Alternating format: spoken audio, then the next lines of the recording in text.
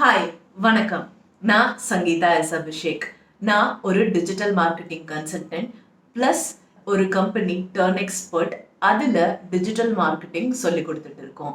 In fact ஸ்பெசிஃபிக்காக தமிழ்லேயே digital marketing and இப்போ ரீசெண்டாக வந்த கோர்ஸ் சோஷியல் மீடியா மார்க்கெட்டிங். அதோட டீட்டெயில்ஸ் கீழே இருக்குது. இப்போ நம்ம வீடியோவுக்கு போகலாம். இன்ஸ்டாகிராம் அப்படின்றது நம்ம எல்லாத்துக்கும் தெரிஞ்சது தான். திடீர்னு வந்த ரொம்பவே பாப்புலரான ஒரு விஷயம் இன்ஸ்டாகிராம் மார்க்கெட்டிங். இன்ஃபேக்ட் ஒரு பிஸ்னஸும் சோஷியல் மீடியா மார்க்கெட்டிங் அப்படின்னு சொல்லும் போதே இன்ஸ்டாகிராமை மத்தியில் வச்சு தான் மற்ற சோஷியல் மீடியா மார்க்கெட்டிங் எல்லாம் பண்ணிக்கிட்டு இருக்காங்க. ஸோ இந்த இன்ஸ்டாகிராம் எதுக்காக ரொம்ப பாப்புலராக இருக்கு அப்படின்றதுக்கு பல காரணங்கள் இருக்கு. அதோட யூஐல ஸ்டார்ட் பண்ணி ஆர்கானிக் ரீச், ஃபேஸ்புக் மற்ற பிளாட்ஃபார்ம்ஸ் எல்லாத்தையும் விட நல்லாவே இருக்கு அப்படின்றத வரைக்கும். ஸோ இதுல நம்ம சக்சஸ்ஃபுல்லா ஆகணும், அதுவும் 2021 சக்சஸ்ஃபுல்லா ஆகணும் அப்படின்னா அதுக்குன்னு சில விஷயங்கள் நம்ம ஃபாலோ பண்ணி ஆகணும். அது என்னென்ன விஷயம்? ரொம்ப இம்பார்ட்டண்ட்டான விஷயம் நான் எல்லாருக்கும் சொல்றது என்னன்னா, ஸ்பான்டேனியஸா இருக்கிறது. ஸ்பான்டேனியஸா இல்லாம நிறைய பேர் என்ன பண்றாங்க அப்படின்னா, ரொம்பவே பர்ஃபெக்டா இருக்கணும், என்னோட கிரியேட்டிவ் பர்ஃபெக்டா இருக்கணும், கேப்ஷன் பர்ஃபெக்டா இருக்கணும், என்னோட ப்ரொஃபைல் யாராவது பார்த்தோன்னா அப்படியே சூப்பரா இருக்கணும், எல்லா போஸ்டும் ஒரே மாதிரி இருக்கணும். இந்த மாதிரி எல்லாம் நிறைய பேர் பர்ஃபெக்ஷனிசம் பின்னாடி போறதுனால என்ன ஆகுது அப்படின்னா, ஏதோ ஒரு ரொபாட்டிக்கா யாரோ கான்டென்ட் கிரியேட் பண்ண மாதிரி இருக்கு, பர்சனலா கான்டென்ட் கிரியேட் பண்ண மாதிரி இருக்காது. இதுவே ஸ்பான்டேனியஸா இதுதான் இன்னைக்கு எங்களோட கம்பெனில நடக்குது, இதுதான் என்னோட பிராண்ட் ஸ்டாண்ட்ஸ் ஃபார், திடீர்னு ஒரு ட்ரெண்ட் கொண்டு வந்து அதை பத்தி பேசுறது, this is the behind the scenes of our video, இது இப்போ ஒரு கஸ்டமர் வந்திருக்காரு, let's take testimonial from him அப்படின்ற மாதிரி ரொம்ப ஸ்பான்டேனியஸா நீங்க ஒரு கான்டென்ட்டை கொண்டு வரும்போது இது நிஜம், இது ரியல், இதோட என்னால ரிலேட் பண்ணிக்க முடியுது அப்படின்ற மாதிரி மக்கள் ஃபீல் பண்ணுவாங்க. ஸோ உங்களோட கான்டென்ட் முடிஞ்ச வரைக்கும் ரொம்ப ஸ்டேஜ் பண்ணி பண்ணாம ஸ்பான்டேனியஸா நீங்க கொண்டு வர பாருங்க. இன்ஃபேக்ட் திடீர்னு ஒரு 15 செகண்ட்ஸ் ரீல் கொண்டு வரலாம், இல்லாட்டி ஒரு IGTVல யாரையாவது ஒருத்தர் இன்டர்வியூ பண்ற மாதிரி கொண்டு வரலாம், இல்லாட்டி ஒரு பர்டிகுலர் ஸ்டோரியே நீங்க கரோசலா போடலாம். ஸோ இதுதான் ஸ்பான்டேனிட்டி அப்படின்றதுக்கு ரொம்ப முக்கியமான விஷயம். எல்லாத்தையுமே டூ மச் ஆஃப் டிசைன் பண்ணாதீங்க, டூ மச் பர்ஃபெக்ஷனிசம் எதிர்பார்க்காதீங்க. ரெண்டாவது விஷயம் வீடியோ மார்க்கெட்டிங். இது இன்ஸ்டாகிராமுக்கு மட்டும் இல்லை, என்டையர் டிஜிட்டல் மார்க்கெட்டிங்லேயே பார்த்தீங்கன்னா வீடியோ ஆஸ் அ கான்டென்ட் தான் ரொம்ப நல்லா ஒர்க் ஆகிட்டு இருக்கு. இன்னும் ஃபியூச்சர்லேயும் அதுதான் ஒர்க் ஆகும். ஏன்னா வீடியோ மார்க்கெட்டிங் பண்ணும்போது ஒரு வீடியோவை பார்க்கறதுக்கு தான் மக்கள் ரொம்பவே கம்ஃபர்டபுளாக இருக்காங்க. ஒரு சின்ன வீடியோவில் பல விஷயங்களை அடக்கி நம்மளால சொல்ல முடியுது. ப்ளஸ் நம்மளால கண் கூட பார்க்க முடியுது வீடியோ அப்படின்றது ஜாஸ்தி என்கேஜ்மெண்ட் கொண்டு வருது அப்படின்ட்டு. இன்னொன்று நீங்க கூர்ந்து பார்த்தீங்கன்னா, எந்த ஒரு சோஷியல் மீடியாவையும் மக்களை அதிக டைம் அவங்களோட சேனல்ல வச்சுக்கணும் அப்படின்றது தான் விரும்புவாங்க. ஸோ வீடியோ அப்படின்னா ஒரு நல்ல இன்ட்ரெஸ்டிங்கான வீடியோ ஆயிடுச்சுன்னு வச்சுக்கோங்களேன், இன்னும் பல செகண்டுகளுக்கு மேலே போகிறாங்க. இன்ஃபேக்ட் ஒரு இமேஜ் அப்படின்னா சில செகண்டுகளுக்கோட முடிஞ்சு போயிடுது. வேறஸ் வீடியோஸ் அப்படின்னும் போது மினிட்ஸ் ஸ்பெண்ட் பண்ண ஆரம்பிக்கிறாங்க. ஸோ அதனால நிறைய சோஷியல் மீடியா நெட்வொர்க்கிங் சேனல்ஸுமே வீடியோஸை தான் ப்ரிஃபர் பண்ணுறாங்க. அடுத்த மூணாவது விஷயம், show the human side of the brand. நம்ம பிராண்டுக்குன்னு ஒரு ஹியூமன் சைடு இருக்கும். இதுக்கு பின்னாடி யாரெல்லாம் இருக்காங்க, இந்த பிராண்டோட ஓனர் யாரு இந்த பிராண்டுக்காக ஒர்க் பண்றாங்க அப்படின்ற மாதிரி ஹியூமன் சைடை நீங்க கொண்டு வந்தீங்க அப்படின்னாலே உங்களோட பிராண்டுக்கு மரியாதை ஜாஸ்தி. இன்ஃபேக்ட் ஒரு பிஸ்னஸோட அவங்க மக்கள் இன்டராக்ட் பண்றதை விட ஒரு இந்த பிஸ்னஸ்க்கு பின்னாடி இவங்கெல்லாம் தான் இருக்காங்க, இவங்க கூட தான் நம்ம இன்டராக்ட் பண்ணுறோம் அப்படின்னு தெரியும் போது அவங்களுக்கு சாட்டிஸ்ஃபேக்ஷன் ஜாஸ்தியாக வருது. ஸோ நீங்கள் கான்டென்ட் கிரியேட் பண்ணும்போது 80% அதர் கான்டென்ட்டாக இருந்தாலும் 20% ஏதோ ஒரு வகையில் அந்த ஹியூமன் நேச்சர் ஆஃப் த பிராண்டை கொண்டு வரது நல்லது. இன்ஃபேக்ட் பர்சனல் பிராண்டிங் அப்படின்றது ரொம்பவே காமனாக போயிடுச்சு. இது நம்ம ரெகுலர் அட்வர்டைசிங்ல கூட பார்க்க ஆரம்பிச்சிட்டோம் இல்லையா? பிராண்ட் ஓனர்ஸே டான்ஸ் எல்லாம் ஆட ஆரம்பிச்சிட்டாங்க. ஸோ இது சோஷியல் மீடியாவுக்கும் பொருந்துங்க. சோஷியல் மீடியாலையும் ஹியூமன்ஸ் கொண்டு வந்தாங்கன்னா பெட்டராக இருக்கும். இன்ஃபேக்ட் இன்ஸ்டாகிராமை பொறுத்த வரைக்கும் ரியல் பீப்புளை கொண்டு நீங்கள் ஃபோட்டோகிராஃப்ஸில் காமிச்சிங்கன்னா அது பெட்டராக பர்ஃபார்ம் பண்ணும் ப்ராடக்ட் பிக்சர்ஸை விட. ஸோ முடிஞ்ச வரைக்கும் ப்ராடக்ட் பிக்சர்ஸோட சேர்ந்து ஹியூமன்ஸையும் போட்டு பாருங்க. அது மாடல்ஸாக இருக்கலாம், மாடல்ஸை விட இன்னும் ஜாஸ்தியாக வரது ஈவன் நீங்கள் who is the person behind the brand உங்களையும் காமிக்கலாம். அப்படி இல்லாட்டி ஈவன் உங்களோட கஸ்டமர்ஸையும் வந்து நீங்க இந்த இடத்துல காமிக்கலாம். அதனால பீப்புள் ஈஸியா ரிலேட் பண்ற மாதிரி இருக்கும். அடுத்து இன்ஃப்ளூயன்சர்ஸையும் நீங்க ஜாஸ்தியா யூஸ் பண்ண ஆரம்பிக்கலாம். So this is about the human side of the brand. அடுத்து பாத்தீங்க அப்படின்னா என்னதான் இன்ஸ்டாகிராம்ல நீங்க கான்டென்ட் டெய்லி போட்டுட்டு இருந்தாலும் அந்த கான்டென்ட் மக்களுக்கு யூஸ்ஃபுல்லா ஒரு வேல்யூ ப்ரொவைட் பண்ற மாதிரி இல்ல அப்படின்னா வந்து அந்த கான்டென்ட் டெஃபினட்டா போகவே போகாது. ஸோ ப்ரொவைடிங் வேல்யூ அப்படின்னா கட்டாயமா எஜுகேஷன் தான் கொடுக்கணுமா, இன்ஃபர்மேஷன் தான் கொடுக்கணுமா அப்படின்னா இல்லைங்க. ஈவன் ஒரு சில நிமிஷங்கள் மக்களை நீங்க சிரிக்க வைக்கிறீங்க, இல்ல என்டர்டெயின் பண்றீங்க, இல்ல எஜுகேட் பண்றீங்க, இந்த மாதிரி ஏதோ ஒரு கைண்ட் ஆஃப் வேல்யூ உங்களால கொடுக்க முடிஞ்சது அப்படின்னா மட்டும்தான் நீங்க இன்ஸ்டாகிராம்ல ரொம்ப நாள் நிலைச்சு நிக்க முடியும். சும்மா ப்ராடக்ட்ஸை வித்துக்கிட்டே மட்டும் இருந்தீங்க அப்படின்னா வந்து உங்களால வந்து நிலைச்சு நிக்க முடியாது. உங்களுக்குன்னு ஒரு கம்யூனிட்டி வரணும், உங்களுக்குன்னு ஒரு ஃபாலோவர்ஸ் இருக்கணும். அவங்க உங்களை மட்டும் தான் வந்து இந்த ஒரு பிராண்டா நினைக்கணும். உங்களோட காம்படிட்டர்ஸை விட உங்களை ஜாஸ்தியா ப்ரிஃபர் பண்ணணும் அப்படின்னா நீங்க ஒரு கம்யூனிட்டி பில்ட் பண்ணணும். அவங்களுக்கு கண்டினியூஸா வேல்யூ ப்ரொவைட் பண்ணிட்டே இருக்கணுங்க. அடுத்த பாயிண்ட் என்னன்னா வந்து ஆக்டிவா என்கேஜ் பண்ணுங்க. ஸோ நான் கம்யூனிட்டி பத்தி பேசிட்டு இருந்தேன் இல்லையா. இன்ஃபேக்ட் நீங்க என்ன பண்ணணும் அப்படின்னா வந்து ஒரு கம்யூனிட்டி பில்ட் பண்றதுக்கு முக்கியமான விஷயம் என்ன அப்படின்னா இன்டராக்ஷன் தான். உங்களுக்குன்னு கமெண்ட்ஸ் வரும், இன்பாக்ஸ்ல மெசேஜஸ் வரும். இதுக்கு எல்லாத்துக்குமே தவறாமல் வந்து ரிப்ளை நீங்க பண்ணியே ஆகணும். இது ஒரு வே ஆஃப் நர்ச்சரிங்க. இதனால வந்து உங்களோட customers okay this brand CARES அப்படின்ற ஒரு எண்ணம் அவங்களுக்கு வரும். இன்ஃபேக்ட் பல பிசினஸ்களை பார்த்தீங்க அப்படின்னா இந்த மெசஞ்சர்ல இன்பாக்ஸ்ல இருந்து எடுத்துட்டு போறவங்கள in fact they will call them to WhatsApp comes under permission marketing.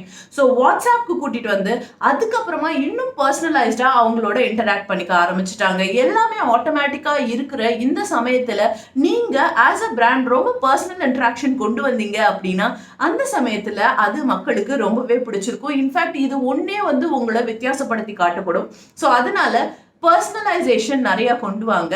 So it's okay to bring people to WhatsApp, it's okay to chat with them personally, it's okay to show them videos personally, but இதுக்கெல்லாம் வந்து உங்களுக்குன்னு resources இருக்கா அப்படின்றத பார்த்துக்கோங்க.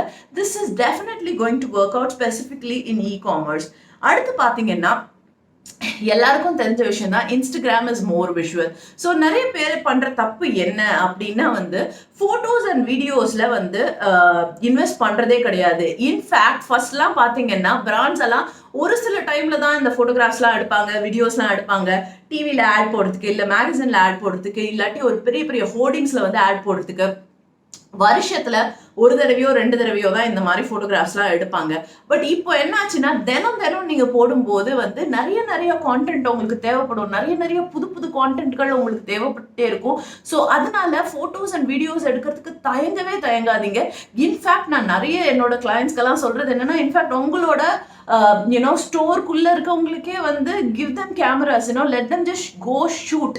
நிறைய content வரும்போது, நிறைய ஸ்பான்டேனியஸான content வரும்போது, நிறைய உண்மையான கான்டென்ட்கள் வரும்போது, நிறைய உண்மையான ஸ்டோரோட கான்டென்ட் வரும்போது மக்களுக்கு உங்க மேல ட்ரஸ்ட் அதிகமா இருக்கும். ஸோ நிறைய கான்டென்ட் கிரியேட் பண்ணுங்க. டூ மச்சா பர்ஃபெக்ஷனிசம் எதிர்பார்க்காதீங்க. இன்ஃபேக்ட் இது கான்டென்ட்டுக்கான உலகம். நிறைய கான்டென்ட் கிரியேட் பண்ணும்போது நீங்க அடிக்கடி உங்களோட டார்கெட் ஆடியன்ஸ் முன்னாடி உங்களோட பிராண்டை கொண்டு போய் சேர்க்குறீங்க. ஸோ இதுல கஞ்சத்தனம் படவே படாதீங்க. இன்ஃபேக்ட் ஈவன் இன்ஹவுஸ்ல உங்க ஒரு போட்டோகிராஃபர் வச்சுக்க முடிஞ்சாலும் வந்து வச்சுக்கோங்க. So it's actually very good. You have to be more visual on Instagram. அடுத்து பார்த்தீங்கன்னா வந்து இன்ஸ்டாகிராம்ல நிறைய ஃபார்ம்ஸ் ஆஃப் கான்டென்ட் இருக்குங்க. எல்லா பிளாட்ஃபார்ம்ஸ் மாதிரி இல்லாம இன்ஃபேக்ட் இன்ஸ்டாகிராம்ல வந்து இமேஜஸ் இருக்கு, வீடியோஸ் இருக்கு. வீடியோஸ்லயே லாங் ஃபார்ம் வீடியோஸும் போடலாம், ஐஜிடிவில ஷார்ட் ஃபார்ம் வீடியோஸும் போடலாம், ரீல்ஸ்ல. அதுக்கடுத்து ஈவன் வந்து ஸ்டோரிஸ் அப்படின்னு ஒன்று இருக்கு. அடுத்து கரௌசல்ஸ் அப்படின்றது மல்டிபிள் பிக்சர்ஸே வந்து நீங்க ஸ்க்ரோல் பண்ணிட்டே போகலாம், ஸ்வைப் பண்ணிட்டே போகலாம். இத்தனை விஷயங்கள் இருக்கும்போது எல்லா ஃபார்ம் ஆஃப் கான்டென்ட்டையும் நீங்க எக்ஸ்பெரிமெண்ட் பண்ணிட்டு எது உங்களுக்கு ஜாஸ்தியா ஒர்க் ஆகுதோ அதுல ஜாஸ்தியா வந்து ஃபோக்கஸ் பண்ணலாம்.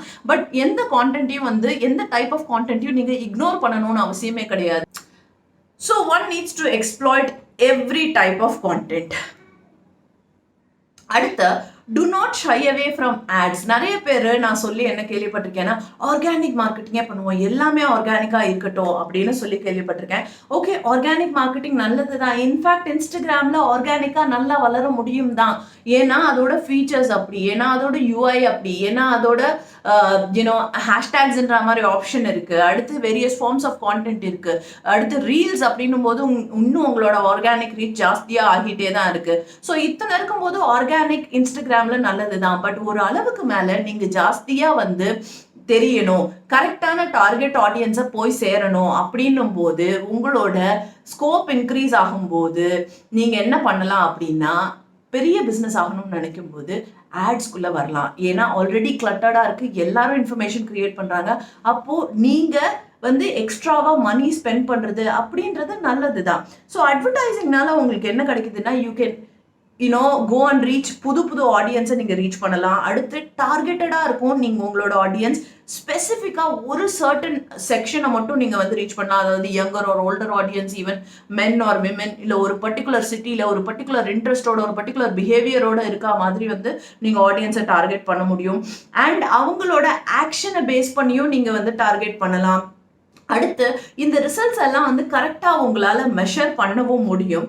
காஸ்ட் வந்து இன்க்ரீஸ் ஆகிட்டே இருந்தாலுமே வந்து இப்பெல்லாம் வந்து நம்மளுக்கு ஆட்ஸோட காஸ்ட் இன்க்ரீஸ் ஆகுது. ஏன்னா நிறைய மக்கள் வந்து ஆட்ஸ் பண்ணிக்கிட்டு தான் இருக்காங்க. ஸோ காஸ்ட் இன்க்ரீஸ் ஆனாலும் ஸ்டில் இட் இஸ் மோர் எஃபெக்டிவ்ங்க. In fact still traditional marketing compare பண்ணும்போது Instagram marketing and Facebook marketing, social media marketing still works very well, right? So அதனால இன்னும் நீங்கள் இதில் கான்சென்ட்ரேட் பண்ணலாம். ஆட்ஸ் மோஸ்ட்லி ரன் ஆகாததுக்கு காரணம் என்ன, சரியா ரன் ஆகாததுக்கு காரணம் என்ன, பிஸ்னஸ் சரியா நடக்காததுக்கு காரணம் என்ன அப்படின்னு பார்த்தீங்கன்னா, மோஸ்ட் ஆஃப் த டைம்ஸ் நான் நோட் பண்ணது, உங்களோட கான்டென்ட்ல ஏதோ ஒன்று தப்பு பண்ணியிருக்கீங்க, ஆடியன்ஸ் டார்கெட்டிங்ல ஏதோ ஒன்று தப்பு பண்ணியிருக்கீங்க.